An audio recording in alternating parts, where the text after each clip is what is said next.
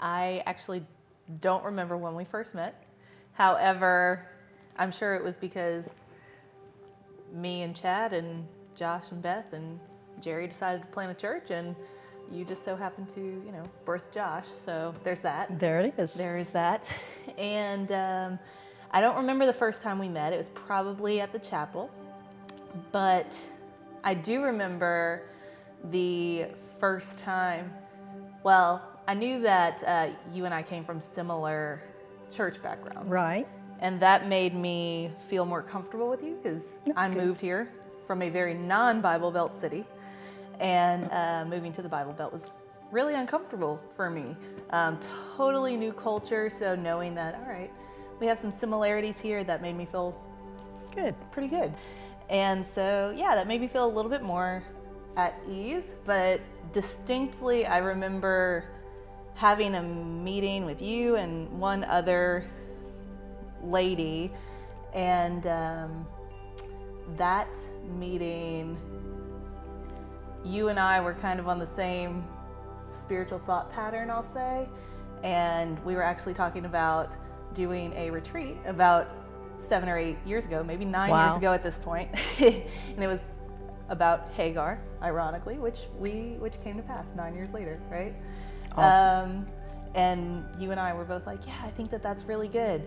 And we really wanted to go deeper with all of the women that were there. And the other person was kind of like, I think that might be too much. And you and I were like, no. We could do it.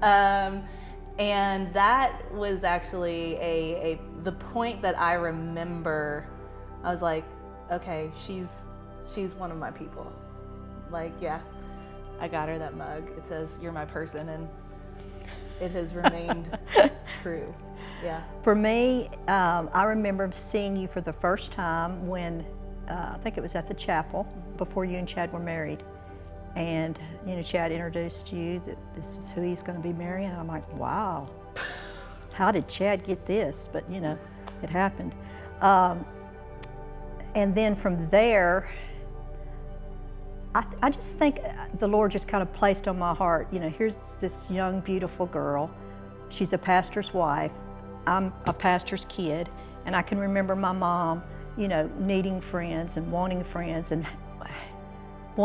that she could find trustworthy.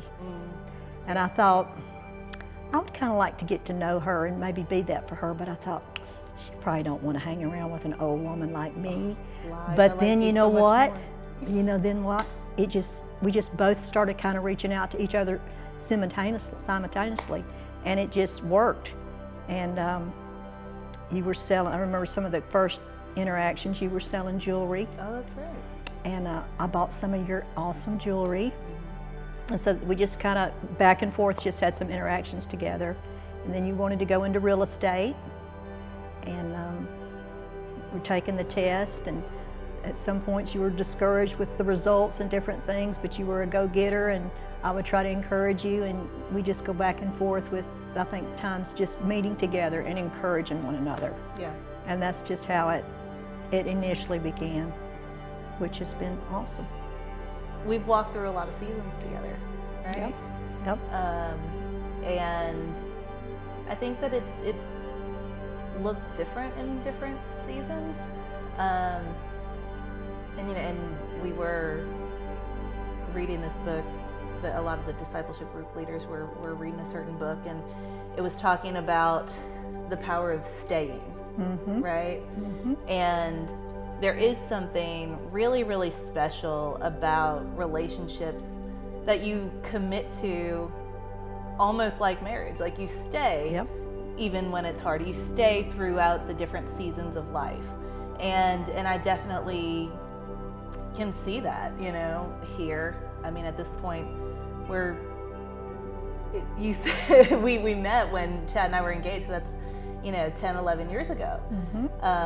And we've walked through highs, lows, church planting, really discouraging seasons, really prosperous seasons, and so I think that there's just power in staying. But as far as a discipleship relationship. I think both of us, when we were asked to do this interview, it was kind of funny. Do I disciple you? Yeah. Do you disciple me? It was funny because we're both like, oh yeah, I guess that is what this is, huh?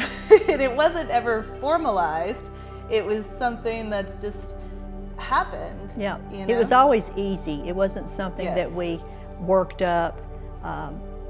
Kalie would text me, you know, hey, you want to go have lunch, or you want to go have coffee, or I would text her back and forth.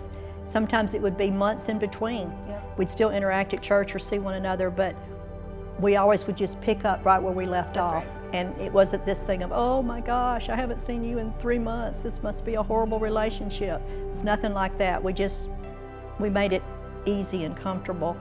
And it's like Kalie said, I think we shared through the tough times. You know, for me, it was beautiful when I could see Kalie. Oh, I'm not supposed to cry. It's okay. When I could see Kalie when she would lose her babies, you know, going through her miscarriages, but she was able to share with me how she felt and what she needed from the Lord. And I saw strength in her as a young woman.